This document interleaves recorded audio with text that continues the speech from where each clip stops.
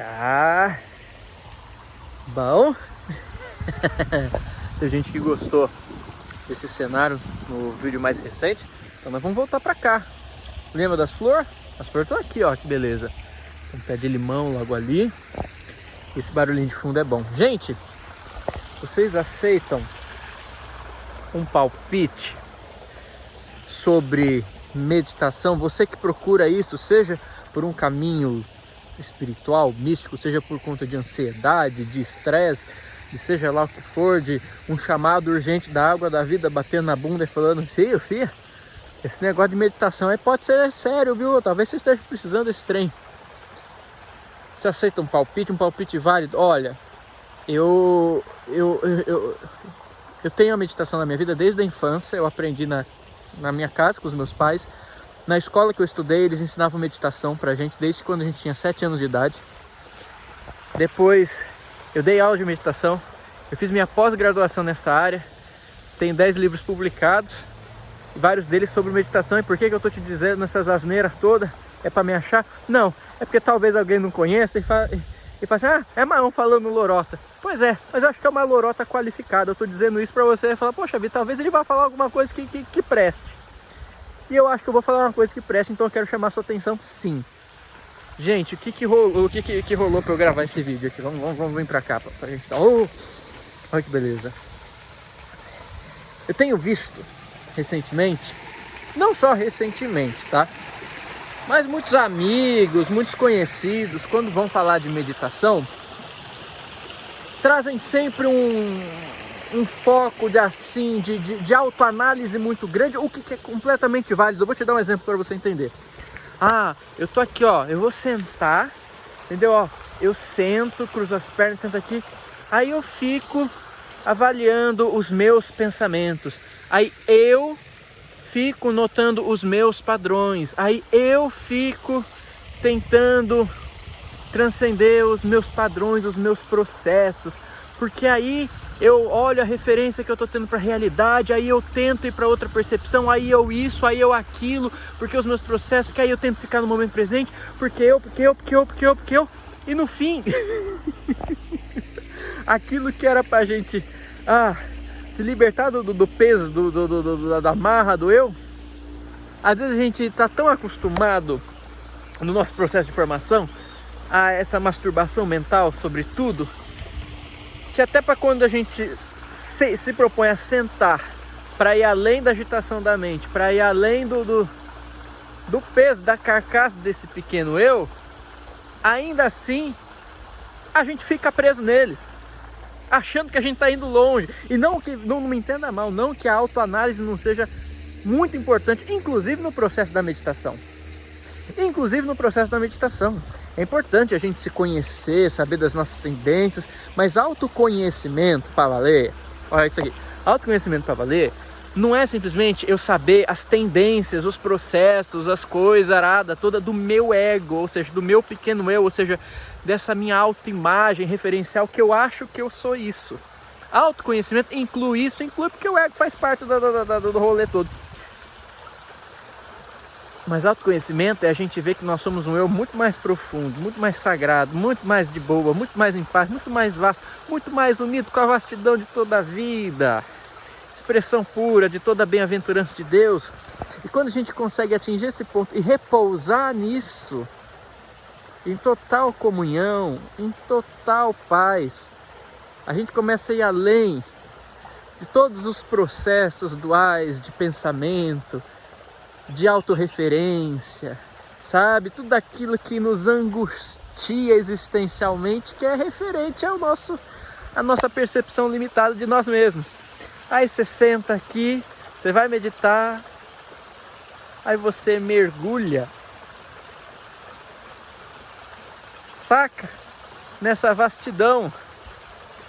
E não que os processos não tenham lugar, que os processos não sejam importantes, que a gente não tem que olhar para eles, mas você mergulha num lugar que está além dos processos, está além das intelectualizações, das elucubrações complexas da nossa mente, que mesmo no momento que a gente senta para meditar, aquilo fica. E se o seu processo de meditação é só uma luta mental, uma conceituação mental constante, ainda que seja para tentar atingir uma conceituação mental mais elevada, mais refinada, ainda está no nível da mente. E claro que isso faz parte do caminho para a gente ir para além do domínio da mente, não que a mente some, mas você não fica preso só no corpo mental, você liberta. Então, o que eu diria para você de dica muito fácil? Olha os patinhos. É isso que os patinhos estão fazendo, tá? Qual que é a dica que eu dou para vocês? Gente, eu sei da importância desses rolê todos, de autoanálise, tudo isso é muito importante. As técnicas todas complexas. Já fui professor de yoga há muito tempo, já dei aula de yoga baseado nos ensinamentos dos yogis do Tibete, muitas técnicas que eles tinham, fiz a minha pesquisa de pós-graduação em cima disso. Mas olha, já vi resultados e resultados que dá certo, que não dá certo na vida de muito aluno, de muita aluna, na minha própria vida. Eu sou uma pessoa prática, posso te dar um conselhinho assim, rapidinho, com carinho, não na presunção? Paramahansa Yogananda, ele já dizia uma coisa que, por mais que seja simples, é aquilo, né? Aquilo que é simples a gente menospreza. Mas o que o Yogananda disse, de toda a linhagem dele, desde Lahiri Baba, de Mahavatar Baba, enfim, é o mais importante desse negócio de meditação. Porque quando a meditação ela é ocidentalizada, a nossa cultura ocidental não tinha ainda repertório para conseguir digerir aquelas ideias místicas que vinham do Oriente. Então, qual que é a estrutura psíquica do cara ocidental? Você tem que explicar tudo muito bem explicado, tudo tem que estar numa estrutura racional que ele consiga entender e tal. E aí, às vezes, a gente vai levando a meditação para um discurso muito mecânico, extremamente técnico. Veja, a meditação não é uma técnica. Existem técnicas para você chegar no estado de meditação. Mas meditação é um estado interior, consciencial nosso, de repouso, de unidade com o nosso eu verdadeiro, que é uma unidade com o eu maior de toda a vida, que você pode chamar de Deus. Mas e para falar isso pro ocidental, lá em 1900 e bolinha, quando o negócio estava vindo para cá, e tá tudo os ocidental se achando dono da verdade, tudo desconfiado dos caras que estavam vindo lá do Oriente. Então você tinha que dar um joguinho pra cá, um joguinho pra lá, dar uma mascarada, falar a linguagem que o ocidental entendia. Preconceituoso também, cabeça dura, materialista. O que Yogananda fala que funciona para todos os casos? Na meditação, foca exclusivamente só em Deus.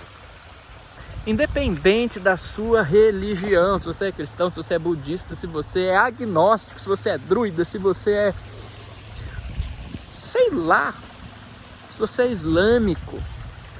Ah, mas você tem bronca com o conceito de Deus porque quando você era pequeno você ouviu umas coisas sobre Deus de uma gente que deturpou o conceito de Deus, aí você acabou vendo um Deus que pune, um Deus que causa medo. Eu te digo uma coisa, isso não tem nada a ver com Deus. Isso daí são as projeções das imperfeições humanas que eles jogam, que eles maculam, tentando colocar um conceito para abarcar o divino. E aí quem paga o pato é você que estava lá inocente, sossegado, precisando de uma palavra amiga, precisando de uma imagem de Deus que fosse mais próxima da real, que é uma imagem de amor, que é uma imagem de bem-aventurança, que é uma imagem, né? E não te passaram. E aí você, esperto, falou, bom, se isso é Deus, então acho que não é isso. Mas faça um esforço, você, esse é o seu problema, de tentar pesquisar Deus para além dessas referências que te trouxeram. Porque tem muita gente boa também que fala sobre Deus, que pode acabar abrindo a sua cabeça para outras percepções, tá?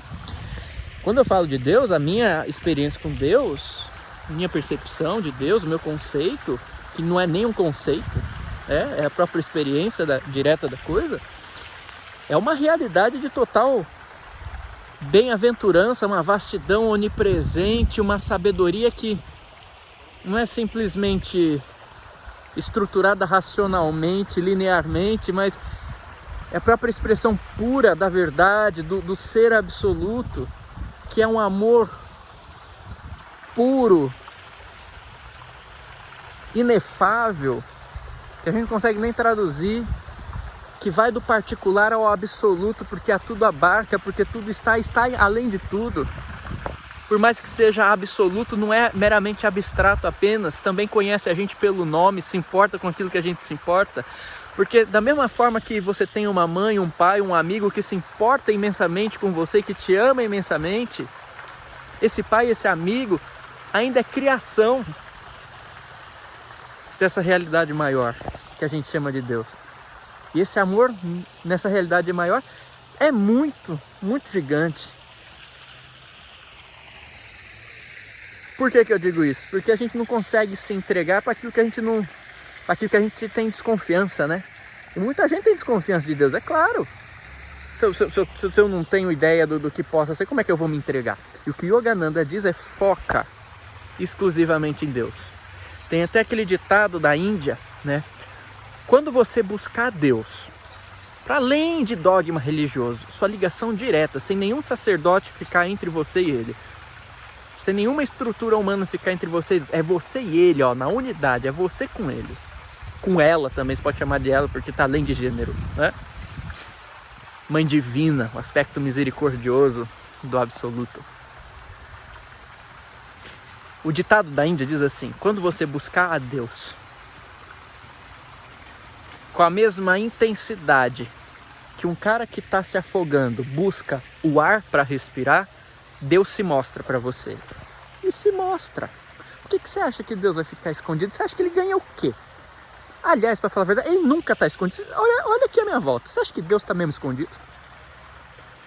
Será que é ele que está escondido ou é a gente que é meio tapado e não consegue ver? Só que a meditação é a gente fazer silêncio para a gente ver ele ou ela. Aqui, sem separação da nossa própria realidade, da nossa própria consciência. Um amor completamente unitivo. Então, o que Yogananda dizia, na meditação, foca toda a sua força, toda a sua energia, toda a sua intenção, toda a sua atenção em Deus. Ah, mas eu não entendo Deus. Foca. Porque um passo que você dá na direção dele, já dizia o Sai Baba, ele dá 100 passos na sua direção. Então, por mais que você não consiga conceber ele mentalmente, se você demonstra que você está fazendo um esforço na direção dele, você pode ter certeza que ele te abraça do outro lado. Se você for sincero, se você for certinho, uma hora você vai perceber. Não é um esforço solitário, é uma via de mão dupla, é uma relação, você está trabalhando junto. Tem gente que se afasta desse negócio de Deus porque acha que Deus é só uma coisa abstrata, é uma força impessoal, entendeu? É uma energia que tem por aí. Gente, com todo carinho, mas isso nada mais é do que a nossa mente querendo limitar e definir o que Deus é, o que ele pode ser, o que ele não pode ser. Ele está além do que aquilo que a gente consegue. A gente consegue experimentar, a gente consegue tocar aspectos, mas dizer o que ele não pode ser, não dá. Ah não, porque Deus não pode me amar, Deus não pode me conhecer pelo nome. Por quê? Porque na minha mente não dá. Ah, então minha mente quer limitar ele, quer dizer que ele pode, que ele não pode. A mente é um pouco arrogante mesmo, né? Olha que beleza. Como é que a gente quer limitar a fonte disso? A mesma beleza que está aqui, está na base da nossa vida. Vamos para cá um pouquinho aqui que eu vou aprofundar um pouquinho o assunto.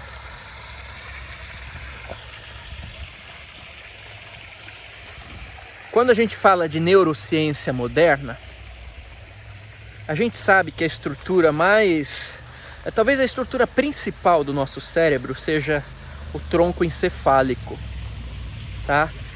Aqui, não é nem esses dois hemisférios que a gente se gaba tanto, né? Ah, o ser humano, que os dois hemisférios, porque aqui a nossa razão e a linguagem, blá blá blá blá, mas na verdade talvez a estrutura mais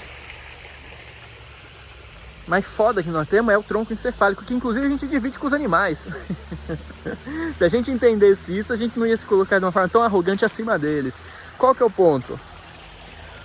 Carl Gustav Jung, quando ele estava falando sobre o self, e há quem faça relações entre o self de Jung e esse conceito maior espiritualista do eu real, do Atma, né? O que é o Atma para os yogis? O Atma é o aspecto imanente de Brahman. Ou seja, é a centelha divina em nós. É o ponto da nossa realidade que é uma unidade com Deus, né? Quando Jung vai falar sobre o self, ele está tangenciando por ali aquilo que os místicos antigos da Ásia também estavam entendendo pela experiência que eles tinham na meditação.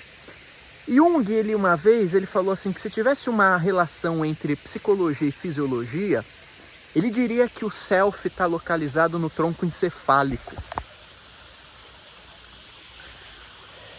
E o que acontece? Tudo que a gente tem hoje, né, dessa estrutura de autoinvestigação, até em muitos casos de terapias, e nada contra a terapia, não entenda que eu estou falando mal disso, não é isso. Mas geralmente a gente usa o quê? A referência do ego para tentar curar o próprio ego. A gente usa a referência do ego para tentar curar o próprio ego. A gente está usando os dois hemisférios para tentar arrumar o que está bagunçado aqui dentro. E na verdade, quanto mais a gente vai para a sede de onde estaria esse self, que é esse ponto do nosso eu profundo que está em unidade com a vastidão da coisa toda, mais a gente ilumina os escaninhos do nosso psiquismo, do nosso interior, da nossa alma. É como se, imagina assim, o nosso cérebro é um copo d'água. É um copo d'água. E aí você pega um punhado de sal grosso, você taca ali no copo d'água. Fica salgado se você tomar aquilo, não fica? Agora o self é como se fosse um lago, é como se fosse um oceano. Se você pega aquele sal grosso e joga no oceano, aquilo dilui. Então quanto mais a gente consegue acessar o nosso eu verdadeiro, mais isso ajuda inclusive a gente a ir equacionando de uma maneira saudável e muito prática questões do nosso próprio eu menor, do nosso ego, questões que estão aqui nesses hemisférios, né? Então ilumina o processo todo. Então é importante a gente fazer essa autoinvestigação, fazer esses exercícios racionais, mentais, de se investigar, de se melhorar, mas também saber mergulhar numa vastidão que está muito mais profunda do que isso tudo. Porque o que o Yogananda dizia também não é só para que isso aconteça na meditação. Começa na meditação, você fecha os olhos, você fica lá, 15 minutos todo dia. 15 minutos todo dia. Foca, força assim, foca em Deus. Você nem sabe o que é mais foca aqui, pede ajuda, reza e vai. Mantenha o pensamento direcionado para Deus. Daqui a pouco, você vai começar a ter a sua experiência disso, porque você não vai estar sozinho, é uma via de mão dupla. E depois isso vai passar para o seu dia a dia. Os piores momentos da minha vida aconteciam quando eu tinha uma autorreferência egóica acerca de mim mesmo o tempo todo. Ou seja, a minha referência de vida era a minha autoimagem. Eu fechava os olhos, eu me via, eu via minhas coisas, eu via minha vida no sentido do meu ego. Eu só pensava em mim como meu ego, né? Por mais bem intencionado que eu fosse. Como eu fazia isso, a minha energia acabava vindo só do meu ego. E as coisas dão errado. Agora, hoje em dia, eu tô aqui,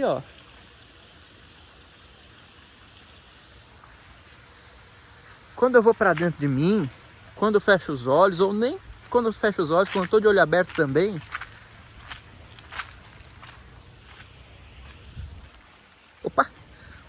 a única coisa que eu vejo é Deus. Eu não tô falando isso para me achar, não. Eu apronto um monte de coisa. Eu sou muito perfeito aí no meu ego para traduzir isso. Mas mesmo assim, o meu foco está em Deus. Quando o meu foco está em Deus, o que transborda na minha vida vem da energia dele, não da limitada do meu pequeno eu. E o contato direto com essa fonte é a meditação que nos traz.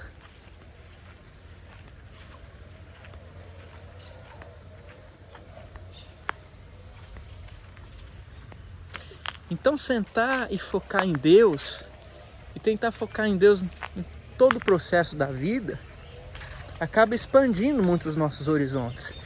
E aí, quando você fecha os olhos, você não fica só perdido nos seus processos. Claro que vai ter os processos, porque faz parte da vida. Mas eles deixam de ser a referência principal.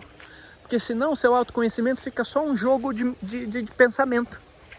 Mesmo que sejam pensamentos que agora você interpreta como mais elevados. Mas ainda são pensamentos. Não é a experiência de... Cara, tem um pica-pau ali. Dá pra vocês verem? Olha lá. Oi, amigão. E a ideia da meditação é justamente a gente repousar na nossa natureza verdadeira. Para além dessas agitações todas do ego, da mente e tal, eles fazem parte? Fazem parte. Mas a gente não se resume só a isso. Entendeu? Então tentar focar mais em Deus. Se você tem problema com a ideia de Deus, tenta estudar outras pessoas que podem abrir a tua percepção acerca desse assunto, porque eu concordo. Tem muita gente que às vezes dá uma referência muito negativa de Deus pra gente, e às vezes a gente fica com esse tipo de registro. E a gente sente dificuldade de entender essa realidade como ela é tua melhor amiga. Quando você experimenta que de fato é um amor infinito, você consegue se soltar. Porque você sabe que se você se soltar nessa realidade, você não vai cair. Ela vai te segurar. E vai te segurar com muito amor, com muita abundância, com muita paz. Você está em casa. Tá tudo bem, tá tudo certo. Paola, minha esposa aqui em casa, falou uma coisa muito bacana hoje. Que quando a gente tenta trabalhar profissionalmente, focado apenas no ego, a gente tem altos e baixos. Mas se a gente tenta trabalhar focado em Deus, a partir de Deus, com Deus, vai ser sempre abundância. Você sabe por quê? Porque Deus... Você concorda que Deus não vai deixar Ele mesmo na mão? Não tem como Deus deixar Ele na mão. Deus é só perfeição, Deus é só plenitude, Deus é só abundância. Não tem como Deus deixar Ele mesmo na mão. Se dentro de mim, se dentro do templo que é a minha vida, eu instalo a presença de Deus, e Deus começa a fazer parte integral da minha vida começa a ser expressão direta da vida de Deus, Ele não vai se deixar na mão. Se minha vida está unida com a vida dele, você está entendendo que aquilo que o Cristo falou? Busca antes o reino e a sua justiça, que todas essas coisas vos serão dadas em acréscimo. Deus não deixa ele mesmo, ou ela mesma na mão. A não ser que a gente coloque o nosso ego na frente desse Deus, na nossa vida. A gente faça o nosso ego crescer muito, por mais foda que ele seja, ele é ainda muito pequeno. Não existe ego poderoso, o poder é do amor e é de Deus. Esse amor divino. Quando eu ponho meu ego na frente, aí ele que vai ser a referência, ele que vai ser a fonte, ou seja, tudo que ele tem de capacidade, mas tudo que ele tem de trambolho. E aí fica uma oscilação chata, danada, que você não vive em paz. Então, a proposta da vida é uma proposta de leveza. Só toda a natureza que importa. Olha que beleza. A natureza é um instrumento que a gente tem, instrumento não, porque não é um instrumento nosso. É uma realidade a que a gente tem acesso, que expressa da maneira mais pura e sem filtros de deturpação essa natureza bem-aventurada de Deus. Mas tudo isso que a gente vê fora e fica, meu Deus, que coisa linda, o lago, a flor e tal, aquele jorrar de plenitude, de alegria, na verdade, a gente é isso também, a gente faz parte disso. Só que a gente aprendeu só a olhar para fora, então você olha para fora, vê a flor e fala, nossa, que perfeição.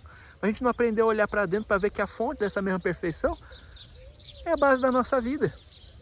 E aí a meditação, o que é? Você pega e você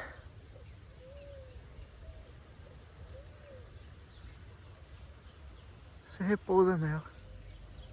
Você está percebendo? Eu acho que você vai conseguir perceber. Tá vendo? Não tem processo, não tem mente, pensando, pulando de galho em galho, indo, raciocinando, em masturbação mental e querendo e não querendo. Você está sentindo que tem um campo muito mais amplo que está por trás disso tudo? E que quanto mais você se identifica com ele, mais você repousa, mais você comunga. Que campo é esse? É Deus. Você deve estar sentindo isso através do vídeo, eu tenho certeza. Se você se abrir, você vai perceber. É Deus, que é a única realidade que existe. Quanto mais a gente vai tirando o nosso ego da frente, melhor. Isso não significa que você tem que matar o seu ego. Não, o ego é importante para estruturar a nossa personalidade nessa dimensão de realidade. O ego é importante para você experimentar esse tamanho sem fim do amor de Deus em relação à tua vida. É importante para você se abrir para receber esse amor. Só que a gente não se abre para receber esse amor, a gente se põe na frente desse amor, vira as costas para ele. Então, na meditação e daquilo que eu pude ver que funciona na vida, isso não significa que eu tô falando isso e que, nossa, eu consigo, é tudo fácil. Nada. Ontem, bicho, eu quase pulei no pescoço de um cara que invadiu minha casa aqui para fazer umas cagadas. Eu quase pulei no pescoço. Fiquei bravo, fiquei puto o dia inteiro, falei umas abobrinhas. Não tem essa chatice de estereótipo. E nem por isso, quando eu sento, quando eu tô aqui, quando eu me centralizo comigo, porque eu tô também dialogando com o mundo diante das minhas responsabilidades, dos meus papéis, isso não me impede, mesmo com todas as idiosincrasias do meu ego, isso não me impede de estar em Deus, de viver em Deus. Claro que se eu fizer uma grande cagada, eu acabo me desalinhando, entendeu? Eu acabo colocando obstruções no meio do caminho e não consigo acessar, até me purificar. Né? É importante a gente se purificar também. Olha, tem um peixe meditando ali, gente. Vocês conseguem ver aqui, ó? Aqui, ó. Tá vendo ali? Curtindo o solzinho. Ó, até o peixe, gente. Vamos aprender meditação com o peixe. Ele tá entregue no lago. Ele tá em paz. A gente tem que se mergulhar também no amor de Deus. Então aí a vida vai ficando mais de boa, mas tem os problemas, tem os perrengues, nós vamos se incomodar, nós vamos se aborrer. Eu não gosto dessa visão de espiritualidade que faz a gente se colocar num lugar que a gente não pertence, ou seja, uma coisa sobre-humana. Eu acho que a espiritualidade toca a nossa humanidade, como ela é também. A gente precisa aprender isso. Mas assim, Deus é acessível, Deus não está distante, não é separado, né? É aquilo que Yogananda também dizia, Deus é simples, tudo mais que é complexo. É isso, gente. É isso que eu tento ensinar também no meu curso de meditação. Eu tenho curso de meditação que a gente faz uma abordagem de um caminho mais pela natureza. Quem quiser, eu vou deixar o link aqui, porque lá a gente tem técnicas também, porque às vezes você tem dificuldade. Você senta, a mente está agitada, está aquilo, a sua energia está bagunçada, você precisa fazer exercícios para tranquilizar aquilo. Você precisa ser conduzido nisso. Isso pode te ajudar. Nem sempre é uma coisa só na raça. Mas assim, Deus não é surdo também. Deus, ele sabe te orientar, ele vai trazer o que você precisar, o método que você precisar, ou método nenhum. Às vezes é um adesivo que você vê na bunda de um carro, entendeu? Se você se comprometer, pode ter certeza que ele se compromete 1000 vezes mais. E aí o caminho fica tranquilo. Você não tem que ficar sentado na beira do lago, vendo que tudo é perfeito, e dentro de você tá aquela confusão. Não, mas o meu problema não, mas eu me relaciono com isso. Ai, mas quem sou eu? Ai, quem sou eu no meio disso tudo? O que é a minha consciência? Meu Deus, aquele conflito existencial todo. Tudo isso se dilui nas praias oniabarcantes de Deus. E ele deixa tudo leve. Tudo leve. E quando ele deixa tudo leve, você vê que ele te colocou aqui pra você brincar. Pra você brincar, gostoso, pra você curtir. Isso aqui é um gesto de amor. Isso aqui é um gesto de amor, isso aqui não é uma punição, isso aqui é um gesto de amor. A gente tá muito confundido, muito identificado com as punições que a gente coloca pra nós mesmos, pelas distorções que a gente tem acerca da vida. E a gente entra nos mares de sofrimento. Mas você acha que Deus criou tudo isso daqui pra você se ferrar? Gente, olha que beleza. Olha que beleza. Eu pego meu cachorro, eu quero o melhor pra ele, eu faço um quintal super gostoso. Pra quê? Pra que ele curta, pra que ele... Olha o quintal que é feito pra gente. E aí a gente mata o quintal que tá dentro da gente, a gente mata o quintal que tá fora, depois fica aí andando que nem barata tonta, não sabe o que é, né? Gente, foca em Deus que dá tudo certo. Como diz minha avó, faz certo que dá certo. Beijo na alma, fica na paz, brilha essa luz. Se curtiu, senta a testa no botão de like, se inscreva no canal, receba um abraço do tamanho do sol com leveza.